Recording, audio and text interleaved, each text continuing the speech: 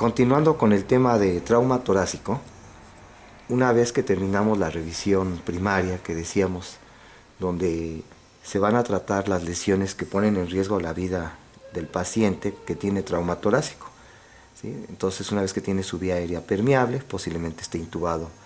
El paciente tiene una vía aérea definitiva.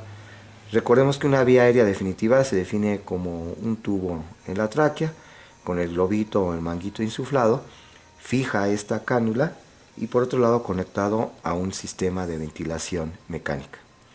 Hay que valorar, decíamos, la ventilación, respiración, oxigenación del paciente, su circulación con la perfusión de todos los órganos y posteriormente detectar un deterioro neurológico o un déficit neurológico, sobre todo identificar si el paciente está haciendo una lesión intracraneal expansiva, es decir, un hematoma. Y por último terminaríamos con la exposición del paciente para encontrar algunas otras lesiones, evitando la hipotermia. Entonces, una vez que está controlado nuestro paciente en lo que sería en la revisión o en la evaluación primaria, podríamos pasar ya propiamente a lo que sería la evaluación secundaria.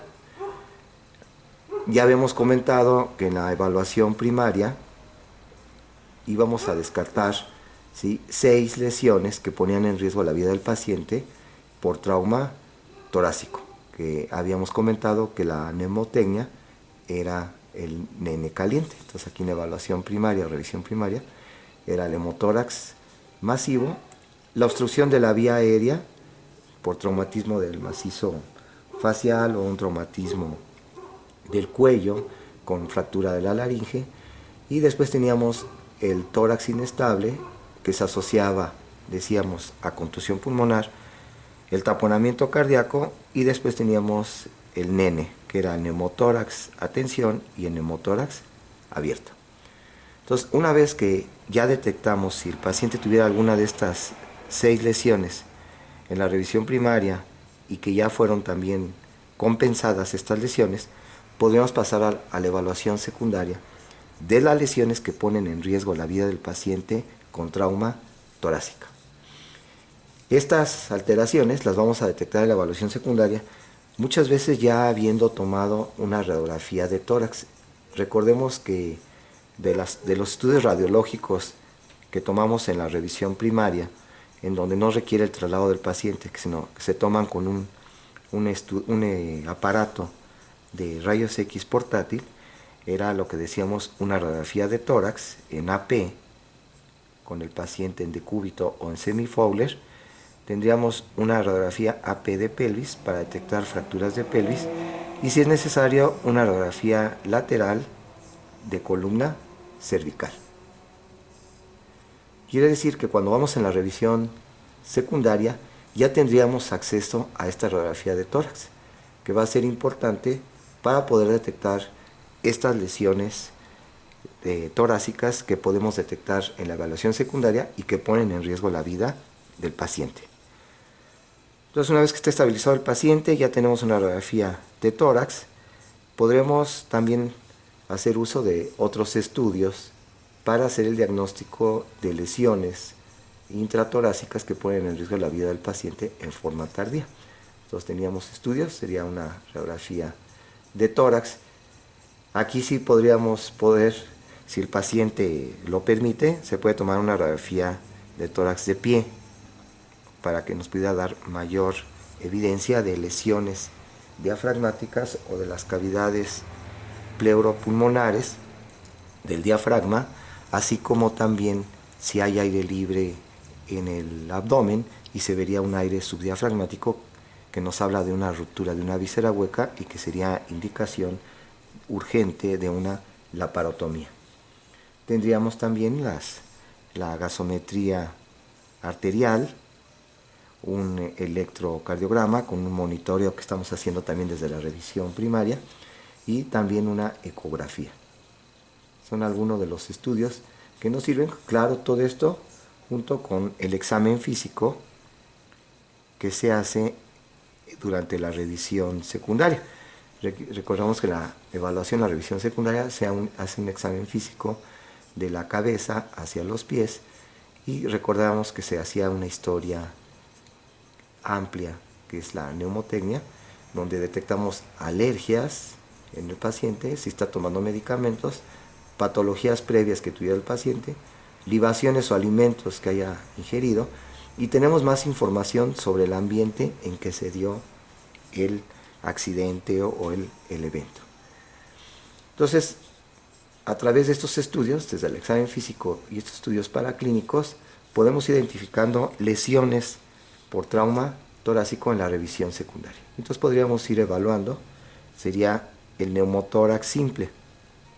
Recordemos que en la evaluación primaria pudimos identificar un neumotórax a tensión, en donde clínicamente es fácil detectarlo y que nos daba un choque de tipo obstructivo. Aquí puede ser que en el examen físico de la evaluación primaria me haya quedado la duda de un síndrome de neumotórax simple, donde había una hiperresonancia y ausencia o disminución de los ruidos respiratorios. Entonces este diagnóstico lo hacemos clínico y lo podemos corroborar con la radiografía de tórax, este neumotórax simple.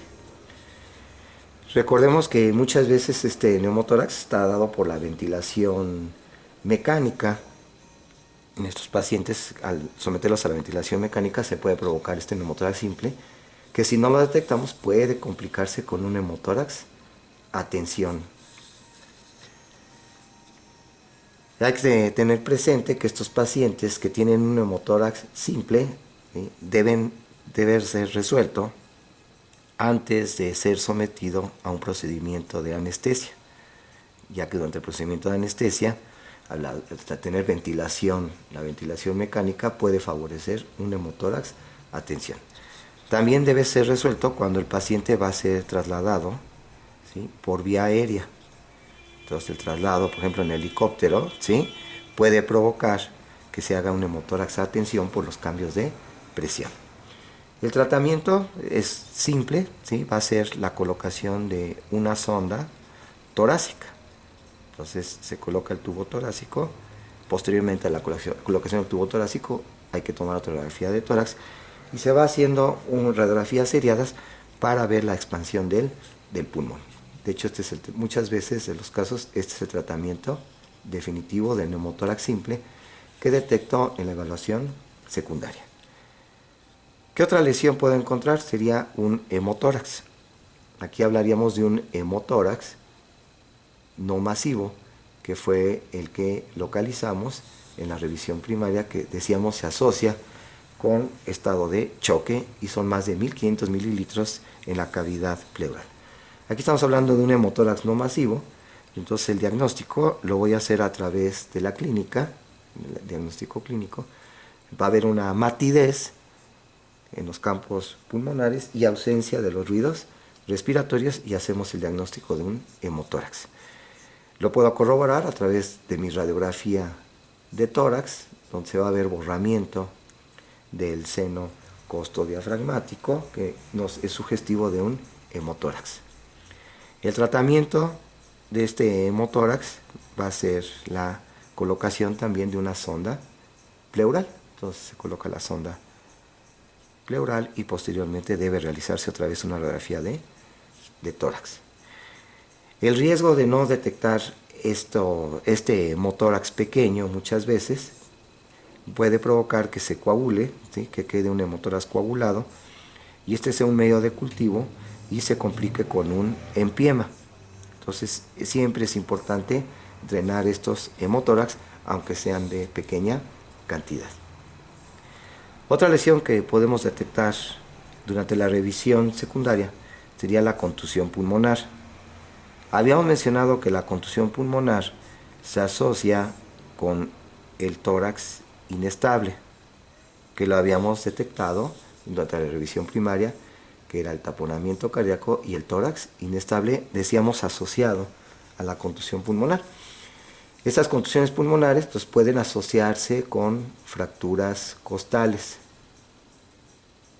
que no necesariamente puede ser un tórax inestable, que decíamos que es la fractura de dos o más costillas contiguas o continuas en dos o más sitios de fracturas en cada costilla.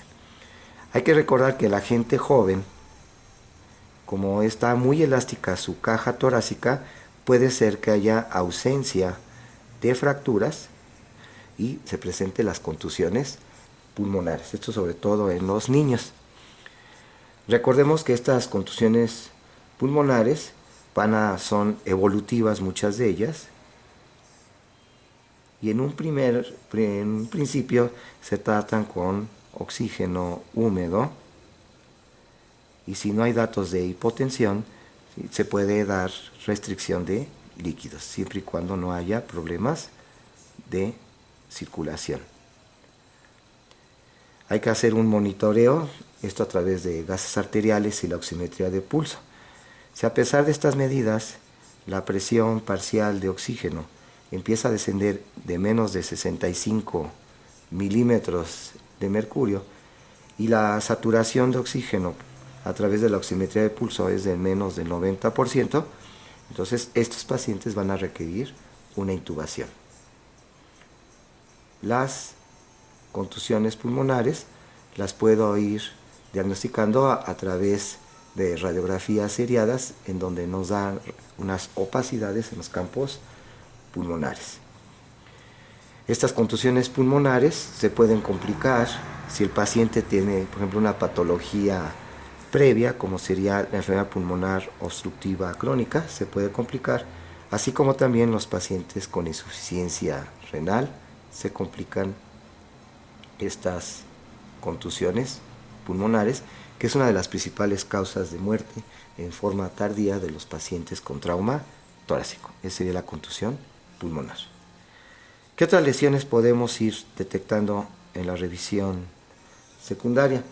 Podemos encontrar lesiones del árbol traqueobronquial. Afortunadamente, estas lesiones del árbol traqueobronquial son poco frecuentes. Muchas de ellas son mortales. El paciente presenta una fractura de la tráquea, ¿sí?, muy cerca de la carina, cerca de los 3 centímetros proximales a la carina, y puede ser mortal en el sitio del accidente. Pero puede ser que haya una lesión no tan severa y el paciente pueda sobrevivir a esta fractura. Generalmente estas lesiones del árbol traqueobronquial son más frecuentes en trauma torácico cerrado por el fenómeno de desaceleración brusca que se presente. El cuadro clínico puede ser que presente ¿sí?, expectoraciones sanguinolentas, es decir, presente una hemoptisis, y es muy común que se asocie con un enfisema subcutáneo, que va haciendo en forma ascendente, que puede extenderse hasta el cuello y hacia la cara. Y puede complicarse también con un neumotórax a tensión. Estas son las complicaciones que puede tener el paciente con fractura del árbol traqueobronquial. Se asocia también con una expansión pulmonar incompleta. Es decir, estos pacientes que ya tengo el neumotórax con enfisema subcutáneo, el tratamiento va a ser la colocación de un tubo pleural. Y lo que me va a hacer sospechar que el paciente tenga una lesión del árbol traqueobronquial es que este neumotórax no se corrige. Entonces, no se corrige este neumotórax y persiste. Eso me está hablando, ¿sí?, que sigue habiendo una fuga importante de aire hacia la cavidad pleural, y muchas veces se coloca hasta un segundo tubo pleural y no se corrige, y no hay una expansión pulmonar, pero incompleta. Entonces, eso sospecho el diagnóstico de una fractura del árbol traqueobronquial cuando, a pesar de que está funcionando adecuadamente mi tubo pleural con mi sello de agua, no se corrige este neumotórax y sigue habiendo un colapso pulmonar. Lo sospecho y puedo hacer el diagnóstico a través de una broncoscopía. Entonces, la broncoscopía me va a ayudar para hacer el diagnóstico de una lesión del árbol traqueobronquial. A muchas ocasiones se puede hacer una intubación selectiva de algún bronquio para evitar la fuga, a través de la intubación selectiva, evitar la fuga del otro bronquio. Y el tratamiento definitivo va a ser cirugía. Si seguimos con estas lesiones secundarias, tendríamos lo que sería las lesiones cardíacas cerradas. Yo tengo que por el trauma torácico, y sobre todo en traumatismos en la cara anterior del tórax, como es el paciente que tiene un accidente automovilístico frontal y que no traía el cinturón de seguridad, el paciente va a recibir un traumatismo directo al tórax, a la cara anterior del tórax, y puede tener un fenómeno de desaceleración brusca y entonces puede presentar lesiones cardíacas. Estas lesiones cardíacas, muchas veces el paciente refiere una sensación de opresión en la cara anterior del cuello, entonces vamos a poner que presenta malestar en el tórax, perdón, no es en el cuello, en la cara anterior del tórax. Al hacer un monitoreo electrocardiográfico, decíamos que son de los estudios que necesitamos, hacer un monitoreo electrocardiográfico, podemos encontrar que el paciente presenta arritmias, o bien puede tener datos de isquemia importante que puede evolucionar hasta un infarto del miocardio. Y puede caer en insuficiencia cardíaca y darnos una hipotensión importante. Es decir, el paciente puede caer en un choque de origen cardiogénico que va a ser muy grave. Y esta insuficiencia cardíaca se manifiesta también por una elevación de la presión venosa central. Si el paciente está en condiciones de ser trasladado, se puede hacer un ecocardiograma para ver, ¿sí?, las alteraciones en la cinemática, en el movimiento de las cavidades cardíacas. Entonces, estas lesiones cardíacas cerradas pueden ser muy graves, que nos pueden llevar a un choque de tipo cardiogénico. ¿Qué otra lesión puedo tener en la revisión secundaria? ¿Sí? Después de realizar mi radiografía de tórax, ¿sí?, puedo encontrar una ruptura traumática de la aorta. Esta ruptura traumática de la aorta muchas veces provoca la muerte en el sitio del accidente, ya que la desaceleración brusca va a provocar que se lacere el arco de la aorta en un sitio de fijación, que sería en el ligamento arterioso. Entonces, en este ligamento arterioso es un punto de fijación del arco de la aorta, se puede aquí lacerar. Si es una laceración muy grande, provoca un sangrado masivo ahí en el mediastino y provoca la muerte en el sitio del accidente.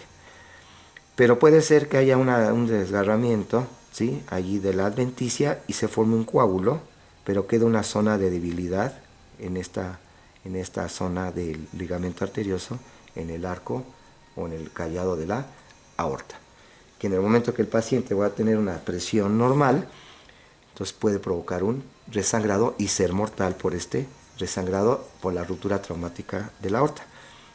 ¿Cuándo lo voy a sospechar? Bueno, por un lado decíamos que puede ser causa de muerte súbita, entonces puede provocar muerte súbita en el sitio del accidente, o bien si no lo detectamos a tiempo, puede ser que el paciente ya estaba estabilizado y tenga una muerte súbita por un resangrado de esta laceración del arco de la aorta. ¿Cuándo lo voy a sospechar? Generalmente en fenómenos de desaceleración brusca, como sería en el caso de caídas, ¿sí?, de caídas, ¿sí?, de gran altura, estamos hablando de caídas de 6 o hasta de 9 metros, o bien accidentes automovilísticos con una desaceleración brusca, ¿sí?, más de 90 a 100 kilómetros por hora, entonces lo puedo sospechar por el mecanismo de detección por una desaceleración.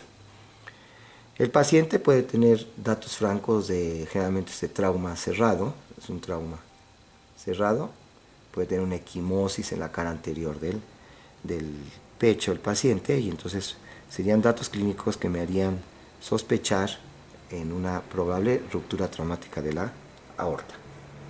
¿Cómo lo voy a poder determinar? Aquí sí es muy importante tener una radiografía de tórax, y en esta radiografía de tórax que realicé desde la revisión primaria nos van a dar datos sugestivos de lo que sería una ruptura traumática de la aorta. Entonces tenemos aquí esquemáticamente, pues, digamos, el tórax, aquí estarían los diafragmas. Entonces es muy característico que exista un ensanchamiento del mediastino. Los datos radiológicos para sospechar en ruptura traumática de la aorta. Un dato clínico muy frecuente sería el ensanchamiento del mediastino, sobre todo en su porción superior, que sabemos que en el mediastino superior es donde se encuentra el arco de la aorta. ¿Qué otro dato clínico?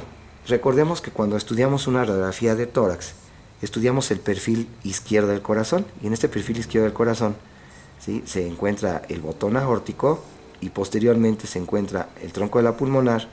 A veces se localiza un arquito que sería de la auriculilla izquierda y después ya el perfil del ventrículo izquierdo. Estas son las estructuras que observamos en el perfil izquierdo, ¿sí?, en una radiografía de tórax. Entonces, debido a este ensanchamiento del mediastino, desaparece el botón aórtico. Entonces, ¿sí?, pérdida del botón aórtico como otro dato radiológico de sospecha de ruptura traumática de la aorta.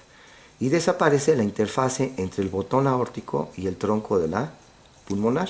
Entonces, desaparición de la interfase entre el botón aórtico y el tronco de la pulmonar. Y esto todo debido al ensanchamiento del mediastino. Otra característica es que recordemos que en una radiografía de tórax podemos ver la columna de aire de la tráquea, ¿sí?, que normalmente debe estar en la línea media, y después podemos observar también la carina. Entonces, como el arco de la aorta vamos a decir que se encuentra al lado izquierdo de la tráquea y está pasando sobre el bronquio principal izquierdo, este arco de la aorta, la columna de la tráquea, esta columna radiolúcida, vamos a observar que está desplazada hacia el lado derecho. Entonces, desplazamiento de la columna de aire de la tráquea, ¿sí?, desplazamiento de la tráquea hacia el lado derecho. Y este desplazamiento de la tráquea provoca una elevación del bronquio principal derecho. Entonces, otro dato clínico, más bien otro dato radiológico, sería elevación del bronquio principal derecho. Y como el arco de la aorta está pasando sobre el bronquio principal izquierdo y está ensanchada aquí el arco de la aorta, hay descenso del bronquio principal izquierdo. Es otro dato radiológico. Entonces, descenso, pero ahora del bronquio principal izquierdo. Muchas veces se puede formar una especie como de un capuchón en el ápex pulmonar izquierdo. Entonces, podemos decir que hay una opacidad del vértice del pulmón izquierdo. Es lo que se llama una sombra apical izquierda. Puede asociarse también con un hemotórax izquierdo. Esto es debido a que el arco de la aorta se dirige hacia el lado izquierdo. Y muchas veces se puede asociar con fracturas de las costillas más profundas y más protegidas, que son las primeras costillas, de la primera a la tercera costilla. Si vemos un paciente que tiene fractura de la primera a la tercera costilla, nos está hablando de una cinemática del trauma muy, muy intensa. Entonces, es lo que decíamos, que lo puedo sospechar por la cinemática del trauma. Y si hay trauma en la porción superior del tórax con fractura de estas costillas, lo puedo sospechar una lesión del arco de la aorta. Entonces, una vez que lo estoy sospechando por alguno de estos datos radiológicos, lo ideal es trasladar al paciente a donde exista, ¿sí?, una tomografía y donde está el cirujano de tórax, para que se le realice, ¿sí?, lo que sería una tomografía helicoidal con contraste. Entonces, el paciente posteriormente urge hacerle una tomografía hacia computada helicoidal de tórax, ¿sí?, con contraste, que muchas veces va a tener una sensibilidad, ¿sí?, muy alta, del 100%, y posteriormente tanto sensibilidad como especificidad del 100%, y posteriormente se tiene que hacer ya sea una angio-TAC o bien, ¿sí?, una artrografía para detectar la extensión de la lesión. Lo estamos observando que estos pacientes van a requerir un tratamiento urgente y, si es necesario, un traslado, siempre y cuando el paciente esté estabilizado en sus constantes vitales, en el A, B y C. ¿Qué otras lesiones en la revisión secundaria? Vamos a tener una ruptura traumática, pero ahora del diafragma. Entonces, la ruptura traumática del diafragma puede ser ya sea por lesiones abiertas, penetrantes, entonces puede ser penetrante, que generalmente son lesiones pequeñas por proyectiles de arma de fuego o armas blancas, o pueden ser por un trauma cerrado, que aquí sí van a ser desgarros muy grandes. Entonces, ¿cuándo lo voy a sospechar? Uno, por el sitio de la herida penetrante, o bien cuando existe un trauma abdominal muy importante cerrado y que puede aumentar la presión intraabdominal y provocar la ruptura del diafragma. Debido a que del lado derecho se encuentra el hígado, este hígado protege, podríamos decir, a lo que sería al hemidiafragma del lado derecho. Entonces va a ser más común esta ruptura del diafragma del lado izquierdo. Y entonces esta ruptura del diafragma del lado izquierdo puede provocar un desplazamiento, ¿sí?, del tubo digestivo, en este caso del estómago, hacia el compartimiento, hacia la cavidad pleuropulmonar. Entonces, si el paciente presenta una sonda gástrica, vemos que esta sonda gástrica queda por arriba del hemidiafragma izquierdo, y es un dato, ¿sí?, indiscutible de que en la radiografía de tórax veo que la sonda gástrica queda por arriba del diafragma, pues me está dando un dato indirecto de que hay ruptura traumática del diafragma. Igualmente, en una radiografía de tórax, cuando veo que del lado izquierdo se pierde la sombra del hemidiafragma izquierdo, puedo sospechar en una ruptura del diafragma, que es difícil de distinguir, por ejemplo, de un hemotórax, ¿sí?, o bien por contusiones pulmonares, que sería parte del diagnóstico diferencial, porque desaparece también este pequeño receso costo diafragmático. Entonces sería parte del diagnóstico diferencial. Entonces, muchas veces, para hacer el diagnóstico de esta ruptura del diafragma, que en ocasiones es muy oscura, no es propiamente asintomática, y ahí hay pacientes que se van de alta sin haberse hecho el diagnóstico de una ruptura traumática del diafragma. Entonces, hay que sospecharla, ya sea por elevación de la sonda nasogástrica, por pérdida de la sombra del hemidiafragma del lado izquierdo, la cinemática del trauma, y muchas veces, para poderlo diagnosticar, esta ruptura, es necesario realizar estudios gastrointestinales con contraste. Entonces sería un estudio gastrointestinal con contraste. Y también lo puedo diagnosticar a través de haciendo una endoscopía, ¿sí?, abdominal o torácica. Es como podemos ir a través de una toracoscopía, o bien a través de una laparoscopía puedo yo ir determinando esta ruptura traumática del diafragma. ¿Qué otras lesiones tenemos? Tendríamos ahora lo que sería una lesión, pero del esófago. Entonces puedo tener una lesión traumática o una ruptura esofágica por trauma generalmente cerrado. Entonces, ruptura, ¿sí?, esofágica sería otra lesión que se puede encontrar en la revisión secundaria. Esta ruptura esofágica, generalmente por trauma cerrado, la voy a sospechar cuando existe un trauma cerrado en la porción inferior de la cara anterior del tórax, ¿sí?, o bien también en la porción superior del abdomen, allí en el epigastrio, ¿sí?, un trauma directo en la pared anterior del abdomen a nivel del epigastrio. Este aumento de la presión intraabdominal puede provocar rupturas del esófago, que generalmente son rupturas pequeñas, como muy parecidas a las que se presentan por la hiperemesis, ¿sí?, Y entonces, ¿cómo lo voy a sospechar? El paciente presenta un dolor muy intenso, ¿sí? Retroesternal, intenso. En las radiografías puedo encontrar la presencia de aire en el mediastino, entonces puede ser que encontremos un neumomediastino y que puede ser mortal, ¿sí? Por la sepsis que puede provocar esta salida de alimento y de aire del esófago hacia el mediastino. Entonces ahí es muy importante tratar de detectarlas a tiempo. Puede ser que también encontremos, si el paciente tiene una sonda pleural, porque muchas veces esta ruptura del esófago, ¿sí? Se asocia con un hemoneumotórax izquierdo. Entonces un hemoneumotórax izquierdo debido a la relación del esófago hacia el hemitórax del lado izquierdo. Y entonces al colocar una sonda pleural, voy a observar que a través de la sonda pleural hay restos de alimento o de contenido gastrointestinal, lo que es indicación de ruptura, ¿sí? Esofágica cerrada. El tratamiento definitivo va a ser cirugía urgente por el riesgo de una sepsis. Por último, ¿qué otras lesiones podríamos estar asociadas al trauma torácico? Por último, tendríamos lo que serían fracturas.